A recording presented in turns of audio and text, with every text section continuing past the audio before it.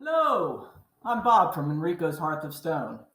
With the pandemic still haunting the world and people staying home a lot more, I want to use my time constructively, and I'm going to start a video series on pizza. Let me tell you how my interest got started in making pizza. Back in 2008, my family was visiting Italy, and we were gathering with some relatives of mine over there, and they sent out for pizza, just at a local corner shop. Boy, when this pizza came in, it was the best pizza we've ever had. It was a simple pizza, just a crust, some red sauce, some fresh mozzarella, and some spices, baked to perfection in a brick oven. When we returned to the States, we were on a hunt to find a pizza that tasted like what we had over there in Italy. Well, although we found some great pizza shops around this area, we did not find one that brought back those memories of when we were over in Italy. So in my quest to create the perfect pizza, as we found over there, I went and bought myself an outdoor wood-fired pizza oven and started experimenting, making crusts, making pizzas. And my family was more than willing to be my test subjects. So anyway, I'm calling this series Put It on a Pizza, because what I plan on doing is making additional videos talking about different toppings that we can put on a pizza. Not just the toppings that you're used to, but maybe go a little different. Go into breakfast pizzas, dessert pizzas, and other stuff like that. I'm also thinking of expanding and looking into different things as far as different types of flour, also different types of yeast and different types of water. My current recipe, I use 00 pizza flour, which anyone will tell you is the only kind of flour to use. But we'll see what happens with bread flour, pastry flour, all-purpose flour. Let's see what the difference is. Also, we're going to try some different yeasts. We got beer yeast, wine yeast, and the regular yeast that you buy in the store. We'll see if there's a taste difference in those things. I'm also thinking of doing some tests with some different types of water. Regular tap water, bottled water, carbonated water, maybe even mineral water. See what those have an effect on that pizza crust. Anyway, I'll be taking your suggestions. Find out what kind of toppings you would like me to throw on a pizza, and we'll give it a taste test. You have any other ideas of me to expand to different videos along the same topic of pizza? Shoot me a comment. We'll be happy to throw that into a future video. Since this is my first video of the series, not sure how all this works, but I always hear people say share, like, click, leave comments, subscribe.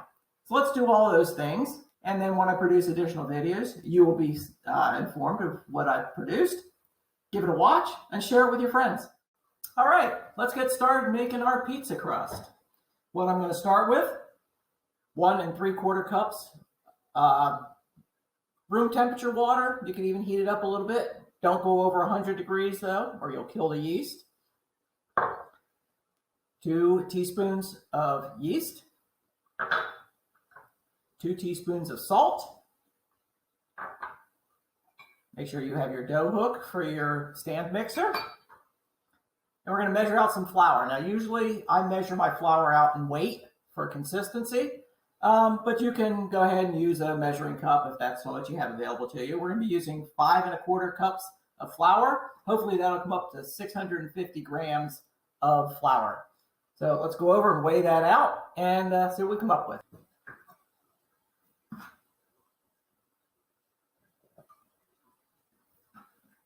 1, 2,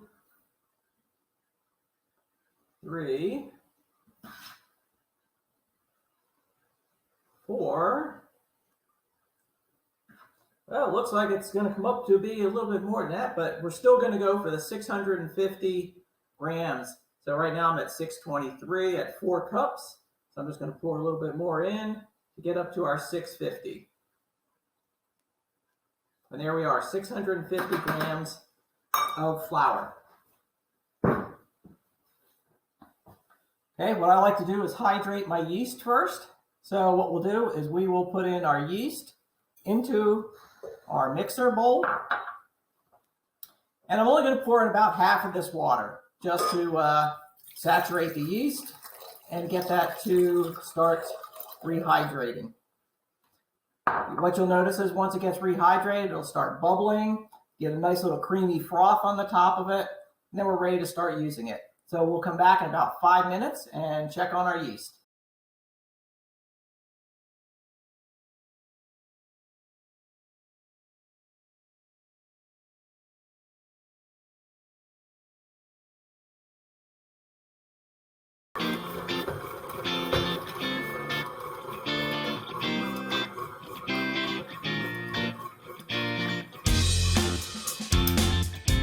Okay, we can see our dough is coming along pretty nicely here.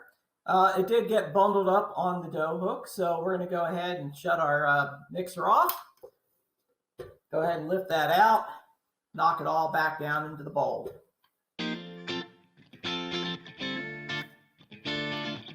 One thing you'll notice as you keep mixing it, it will come off this dough hook very nice and easy. So since this is fighting me a little, it looks like it still needs a few more minutes of mixing.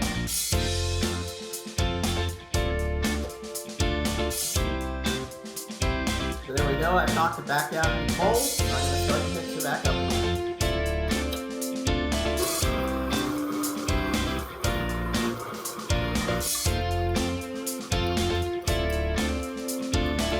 All right, that looks about done. Got a good 10 minutes in on this.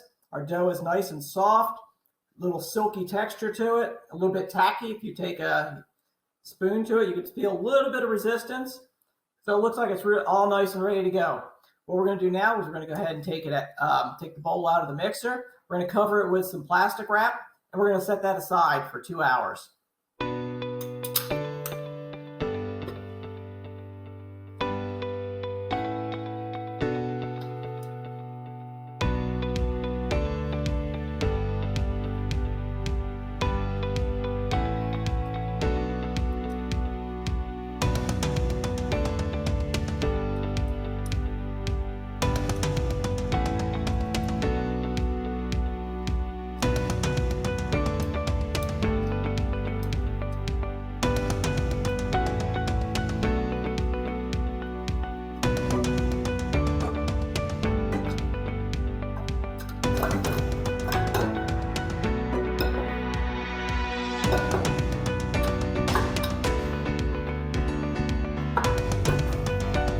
Okay, our dough is in the bowl. Get some plastic wrap out. Go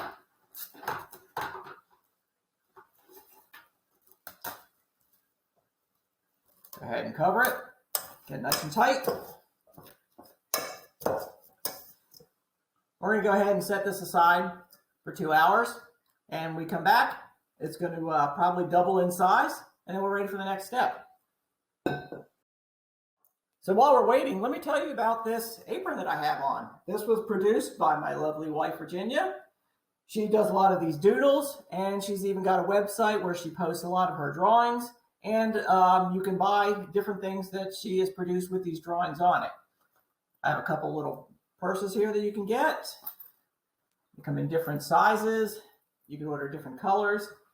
I know she has socks, laptop bags, aprons, quite a few different items that you can put on, get printed, and have this artwork for your own.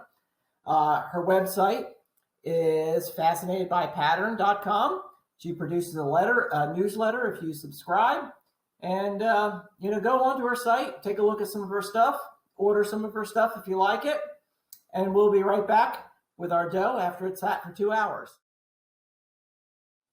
Okay, we're back. Had the dough setting up for 2 hours. You notice it's probably doubled in size from what it was before. So what we're going to do now is we're going to go ahead and knock it down. We're going to go, I personally separate up my dough into individual pizza crusts and then put them in the refrigerator. I use these little storage containers, perfect size for one dough ball. You can just wrap it up, put it all together, and put that in the refrigerator, and then cut it up into your individual sizes. Once you're ready to make your pizza, I like doing it ahead of time. So let's go ahead and do that. All right, what I'm going to do is put a little flour down. Be nice to have a nice clean work surface that you can work on. I've got a granite countertop here. If you got a granite stone or something like that, that'd be perfect for it. If not, you can pretty much use any hard surface. So I'm going to go ahead and get all this dough out, let it sit right on top of that little pile we made of flour. I wish you can smell this. It smells so good. Just that smell of that yeast and the flour. A very nice earthy smell to it. All right, I'm just going to use my fingers, get as much of this out.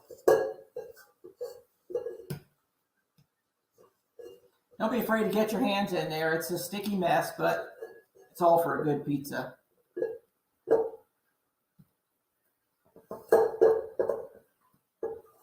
Okay, so we got our flour out. We're just going to give it a good coat of flour so it doesn't stick everywhere. Now, if you're making multiple batches, I would suggest just go ahead and make them all at once. When you're at this part, go ahead and put them all together and then mix them together. That way, every pizza's got the same consistency. So if you've got more than one batch, just throw it in here, roll them all together. And then that way you just have one big dough ball that you're cutting from, and every piece is going to be consistent.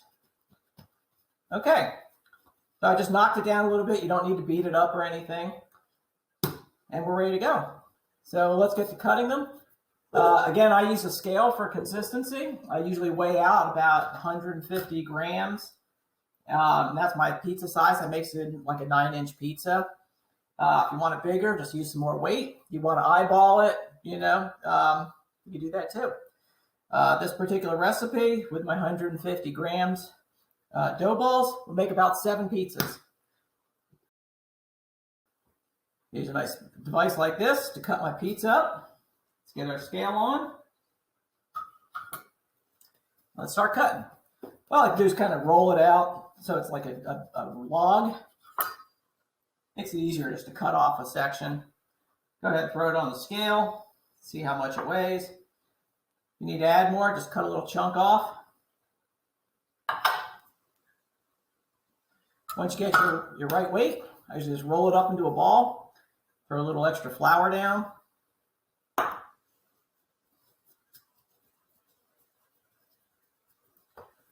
Roll it up into the flour, just give it a nice coating so it doesn't stick everywhere. And that's ready to go into our bowl. So let me cut the rest of these up. Also, if they cut too big, take a chunk off.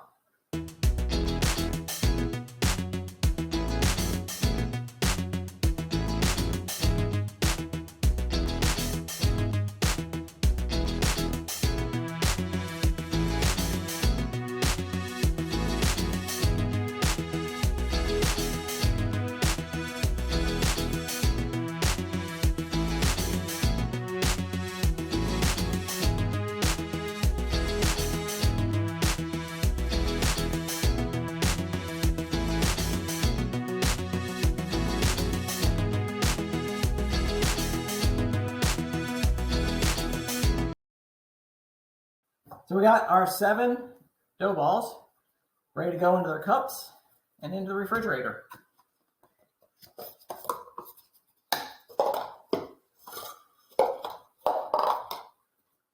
I just toss them in there.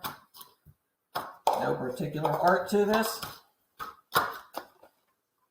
Put the lids on. I don't secure the lids, I just leave them on loose.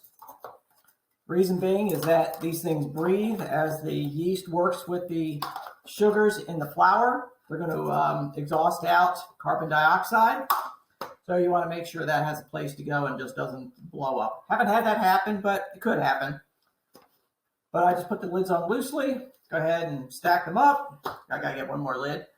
But then they just go in the refrigerator. Let them sit for 24 hours.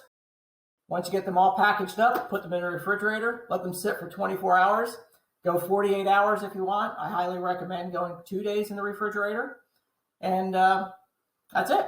Your dough is ready to go. Wait 2 days, take them out. And we're going to go through stretching a pizza dough out and put it in the oven, see what happens. All right? So we will come back in 2 days and we'll go make some pizzas.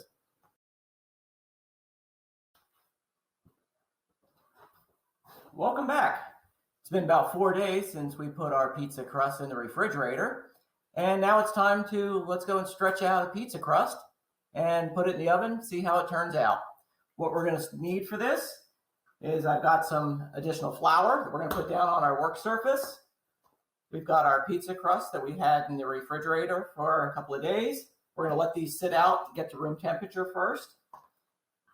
I've got some cornmeal, which I'm going to put on my pizza peel, which will help it slide off. And of course, I've got my pizza peel. So we're going to start by laying down some flour on our work surface. We're going to take our pizza crust out of the container, and then we'll start shaping it. All right, I'm going to start out putting down a little bit of flour. I'm going to take one of our pizza crusts. I like to put a little bit of flour in here just so it doesn't stick so much to my fingers. And then we're going to just go ahead and scoop that pizza crust out of here and drop it right down on that pile of flour that we have on our work surface. And what I like to do at this point is just cover all the edges with flour so it doesn't get sticky. And then I try to pat it down, get it as flat as possible, but trying to keep it as round as possible. It's okay to have an oblong pizza. It tastes just the same. So now what I'm doing is I'm just patting it down and pushing the edges out. Again, making it thinner and thinner as I go and rolling it around in a circle so that we can keep that round shape. So as you go, you just keep stretching a little, pulling and stretching and turning all at the same time. And just keep going around with that until it gets, probably about, we're looking about maybe 4 or 5 inches here. I'm just going to let it stretch out a little bit more. Again, just reach in right to the edges and stretch it out. You can also flip it around if it gets a little sticky, get some more flour on there. And just keep going around in a circle. All right, now that we have about this big, I'm going to start picking it up in my hands and start stretching it. What I do is put my hand like that, put the pizza dough right in the center, put your other hand in right next to it, and then just work your hands out like that. And then again, try to get it to spin.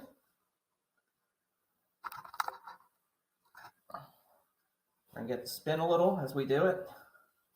And then stretch out the edges.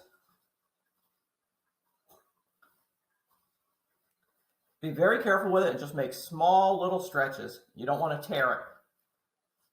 Now, even tearing it's not a problem. You just pinch it back together if you get a hole in it.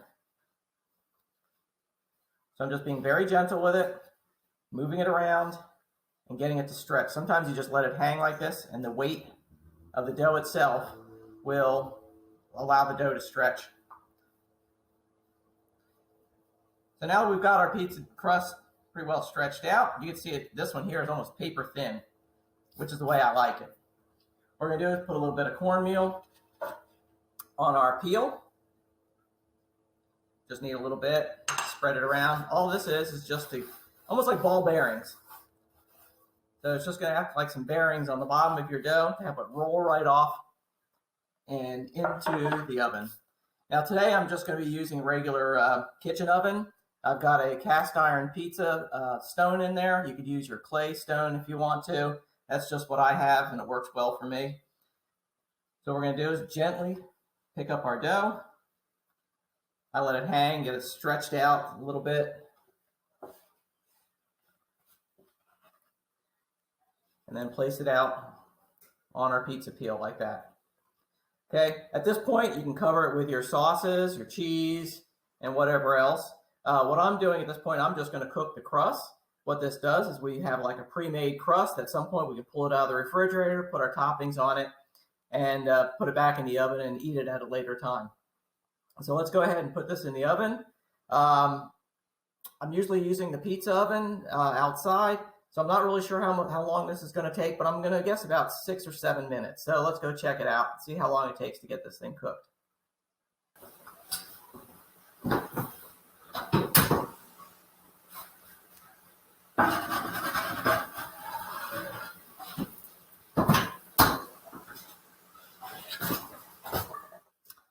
Well, we're at about 5 minutes in the oven at 450 degrees, and I think she's about ready to come out.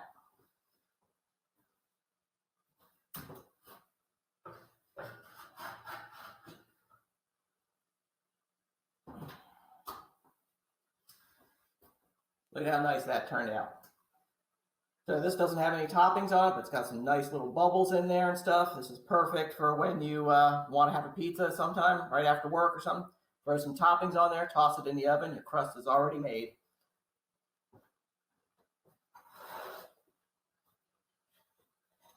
So I'm going to make another one now. We're going to put some basil pesto on it. Let's see how long that takes. Put a little more flour down.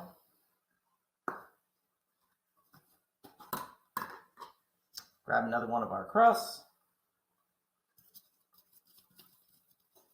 Put some flour down so it doesn't stick to me. Let's go ahead and scoop this out.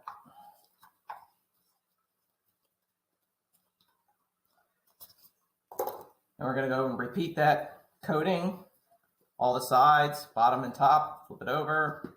We're going to keep a round shape to it as we press it down and spin it. Okay, now I'm spinning and stretching at the same time, just pushing from the edges, pushing out. If you feel a little bit of resistance because it's sticking, just go ahead and flip it over, put some more flour under it, and then continue the process.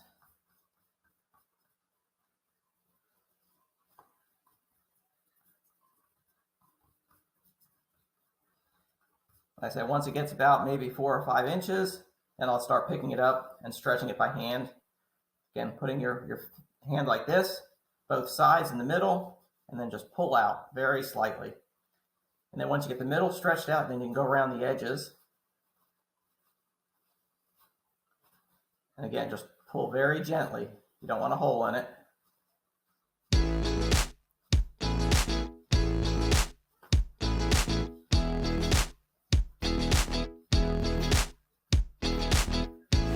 And don't worry, you can still make a good pizza without throwing it in the air.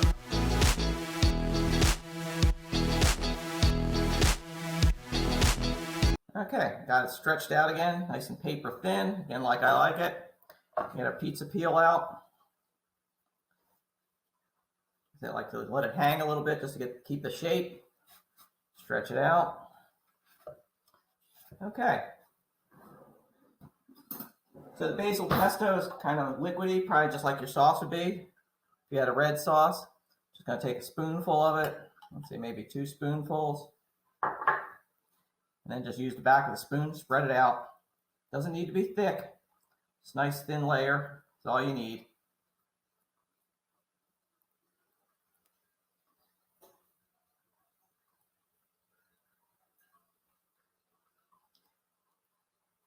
And spread it out, you know, maybe about 1/2 inch from the edge.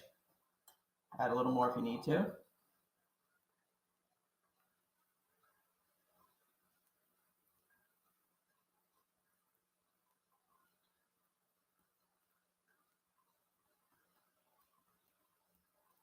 By the way, the basil pesto pizza is one of the favorites that everyone loves, sometimes more than the original red sauce margarita pizza.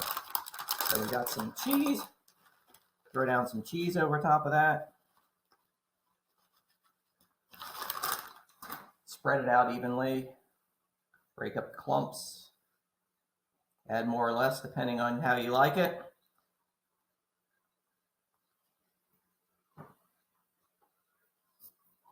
And this is ready to go in the oven. So let's pop back in, give it 5 minutes, see if it takes the same amount of time. Again, we're at 450 degrees.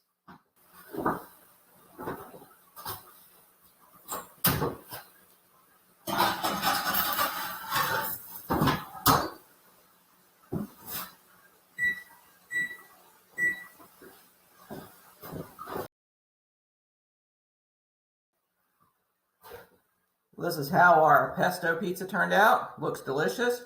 I could have used another minute or 2 in the oven, get that crust nice and brown. Other than that, it should be perfect. Okay, let's make one more. I'm going to make a garlic pizza. A little bit of olive oil.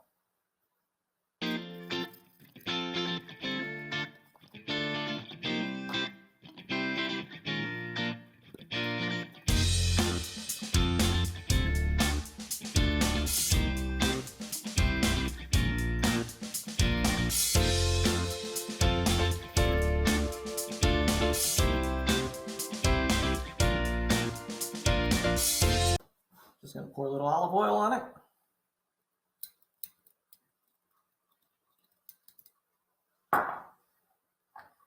Put a couple scoops of garlic on there.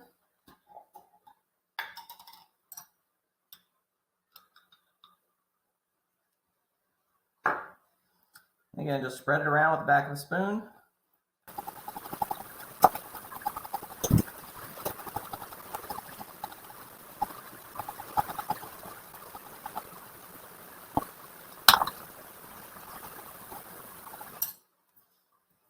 And put some salt and pepper on it.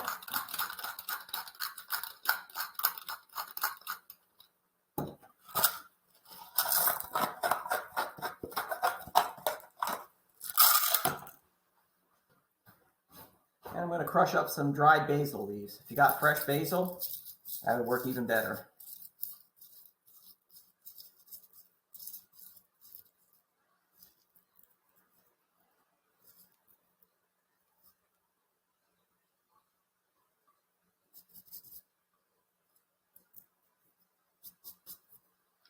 Let's get this in the oven. We'll do another 5 minutes. Well, that concludes this first video on making a pizza crust. I hope you enjoyed watching it. I hope you get out and try to make your own pizza crust and it turns out just as good.